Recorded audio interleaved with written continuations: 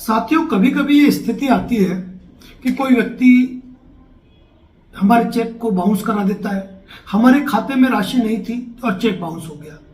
अब cheque bounce होने पर सीधी सी बात है कि 138 एनआई एक्ट के प्रावधानों के तहत आपको 15 दिन का एक लीगल नोटिस आता है। और वो लीगल नोटिस इसीलिए आता है कि कानूनी रूप से वह मैंडेटरी है, यानी कि व्यक्ति आपके खिलाफ 138 एनआई एक्ट के अंतर्गत मुकदमा तभी दायर कर सकता है जब वह आपको 15 दिन का नोटिस दे दे। अब कई जगह ऐसा होता है कि जो एक्यूज्ड है, यानी कि जिसने कि चेक दिया, वह ये मानता है कि यह राशि वैध है, सही चेक बाउंस हुआ है और ये राशि मुझे देनी है। लेकिन कई बार परिवादी उस राशि को लेना नहीं चाहता है। इसके पीछे इंटेंशन ये होता है कि वह ज्यादा राशि की डिमांड करना चाहता है।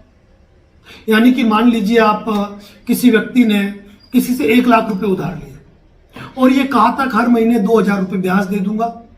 वह 4-6 महीने ब्याज नहीं दे पाया, लेकिन आपने केवल 1 लाख रुपए का चेक भर के दिया था। अब उसके पास आधार क्या है? अब 1 लाख का चेक भर के दिया तो वो 1 लाख का ही चेक बाउंस करा सकता है और 138 के नोटिस में वह आपसे अलग से ब्याज तो मांग नहीं सकता है। ऐसी अवस्था में उसने नोटिस भेज दिया 1 लाख का। अब आप उसको कहते हो फोन करके, भाई तेरा नोटिस आया है, मैं तुझे राशि देना चाहता हूं, तू राशि ले ले। और वो कहता है नहीं, मेरे तो ब्याज सहित 1.5 लाख रुपए हो रहे और आप देना चाहते हो 1 लाख रुपए, और वो 1 लाख रुपए लेना ही नहीं चाहता है। या फिर कभी कभी ये होता है कि व्यक्ति केवल ईगो के आधार पे सामने वाले को हैरान परेशान करने के मकसद से ही मुकदमा करता है। उसको पैसों से कोई लेना देना नहीं, पैसा मिले नहीं मिले, केस हारे जीते, उससे कोई फर्क नहीं पड़ता है। वह केवल अपने ईगो को सेटिस्फाइड करने के लिए वह मुकदमा करना चाहता है और पैसा लेना नहीं चाहता है। ऐसी स्थिति में जब आपको नोटिस आया और सामने वाले व्यक्ति को आप पैसा देना चाहते हो और वह पैसा लेना नहीं चाहता है, तो ऐसी अवस्था में आपको चाहिए कि आप उस लीगल नोटिस का रिप्लाई दो कि आपको मैं पैसा देना चाहता हूं, मैंने फोन किया, आपने मेरा फोन नहीं उठाया, या क्या बातचीत हुई जो भी है, आप उसको शॉर्ट, आपके वकील साहब कौन सी लैंग्वेज लेनी चाहिए नहीं लेनी चाहिए, उसके आधार पर नोटिस का रिप्लाई दे देंगे। इस नोटिस का रिप्लाई आप अपनी तरफ से बिल्कुल न भेजें, आपके थ्रू आपके एडवोकेट जो होंगे वो उस नोटिस का लीगल रिप्लाई देंगे। अब सामने वाले व्यक्ति ने यदि अपना अकाउंट नंबर मेंशन किया है या आपके पास उसका अकाउंट नंबर है, तो आप सीधे नोटिस आने के बाद, पहले नहीं, नोटिस आने के बाद वो अमाउंट उसके अकाउंट में ट्रांसफर कर दो और उस लीगल नोटिस का आप रिप्लाई दे दो कि भाई आपने मुझे इस तारीख को जो नोटिस भेजा, इस एडवोकेट के जरिए मुझे इस तारीख को मिल गया और 1 लाख रुपए का चेक बाउंस हुआ था, मैंने 1 लाख रुपए आपके खाते में डाल दिए हैं, उस नोटिस की पालना मेरे द्वारा कर दी गई है। अब आप जो चेक और रिटर्न मेमो है वह मुझे आप लौटा दो। अब वो व्यक्ति आपको चेक और रिटर्न मेमो नहीं लौटाता है तो भी कोई दिक्कत नहीं है, क्योंकि वह आपके खिलाफ केस फाइल कर नहीं पाएगा।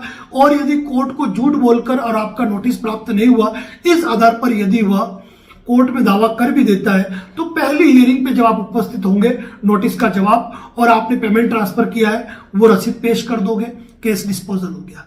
लेकिन वह आपको अकाउंट नंबर दे ही नहीं रहा है, वह पेमेंट लेना ही नहीं चाह रहा है, तो इस मैटर में आप लीगल नोटिस भेज दो कि आप आपका अकाउंट नंबर दो, हम आपके अकाउंट में पेमेंट ट्रांसफर कर रहे हैं और पेमेंट आपको ट्रांसफर होने के बाद आप हमें हमारा चेक और रिटर्न मेमो लौटा दीजिए।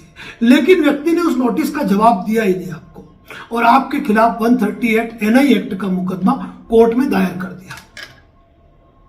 ऐसी स्थिति में अब यहां पर यह भी मान के चलते हैं हम कि जब आपके पास नोटिस आया उस समय आपके पास पैसा था नहीं और आपने ऐसा कोई प्रयास किया भी नहीं कि आप पैसा लौटा पाए, तो उस आधार पर भी जब कोर्ट में केस फाइल हो गया, कोर्ट में केस फाइल होने के बाद जब उस न्यायालय ने उस पर कॉग्निजेंस ले लिया और आपको कोर्ट का समन जारी कर दिया, तो उस समन पर आप डायरेक्ट कोर्ट में उपस्थित हो जाइए और आप कहिए कि हमने इस नोटिस का ये रिप्लाई दिया था, रिप्लाई पेश करें, आपने पेमेंट जमा करा दिया उसका सबूत पेश करें।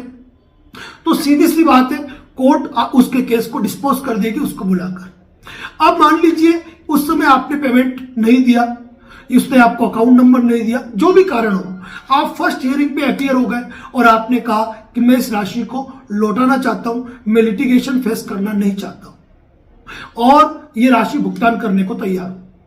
कोर्ट जो है परिवादी को तलब करेगा, उनके एडवोकेट को तलब करेगा और कहेगा कि भाई ये राशि का भुगतान करना चाहते हैं, ये पेमेंट आप रिसीव कर लो, केस डिस्पोज्ड। वहां पर भी यदि परिवादी इस जिद पर अड़ा रहता है कि मेरा ब्याज बाकी है, ये वगैरह, उससे कोर्ट को कोई मतलब नहीं है। कोर्ट के पास ये पावर है कि वह इस मामले को आपको राशि दिलवाकर केस को डिस्पोज करा दे। ज्यादा से ज्यादा उनका जो लिटिगेशन एक्सपेंसेस है वह कोर्ट आपको देने के लिए कह सकता है। तो ऐसे मामले में जब परिवादी सेटलमेंट नहीं करना चाहे तो वह कोर्ट के सामने उपस्थित होकर आप अपनी बात को रख सकते हो और कोर्ट को पूरा पावर है, क्योंकि 138 एनआई एक्ट किसी को सजा देने के लिए नहीं बना है। 138 एनआई एक्ट का जो पूरा इंटेंशन है वह यह है कि जो चेक अनादर हो रहे हैं इनकी जो संख्या है उसमें कमी आए और इस प्रकार के अपराध कारित न हो। तो ऐसी अवस्था के अंदर यदि आपको चेक बाउंस का नोटिस आता है और आप राशि लौटाना चाहते हैं तो नोटिस पे न सही आप कोर्ट की फर्स्ट हियरिंग पर भी यदि आप अपीयर होकर यदि आप राशि को लौटाएंगे या फिर आपने जो आपके डिफेंस के डॉक्यूमेंट थे जो आप पेश कर देंगे तो उस आधार पर कोर्ट को पूरा पावर है, पूरा अधिकार है कि वो उस केस को सामने वाले को राशि भुगतान करा के उस केस को डिस्पोज कर सकती है। तो सेटलमेंट के लिए यह बेस्ट विकल्प है। और दूसरी बात, यदि कोई व्यक्ति ने आपको नोटिस दिया है और लीगल रूप से वो व्यक्ति आपसे राशि मांगता है और उसके पास इस चीज के पर्याप्त प्रमाण है तो ऐसी अवस्था में आपको राशि का भुगतान करना ही बेहतर है और सेटलमेंट के जरिए आप इस राशि का भुगतान कर सकते हैं। और व्यक्ति ने यदि ज्यादा राशि का अमाउंट का चेक बाउंस कराया है तो इस मैटर में हमारे कुछ और वीडियो भी हमने पोस्ट किए हुए हैं जहां आप सेटलमेंट के तहत चेक समझौता राशि का जिक्र करते हुए आप केस को डिस्पोजल करा सकते हैं। इसी प्रकार के लीगल अपडेट हमारे सोशल मीडिया प्लेटफॉर्म पर हमारे द्वारा दिए जाते हैं। यदि आप हमें पहली बार देख रहे हैं या आपने हमें फॉलो और सब्सक्राइब नहीं कर रखा है तो जरूर करें। धन्यवाद। जय हिंद, जय भारत, जय मेवाड़।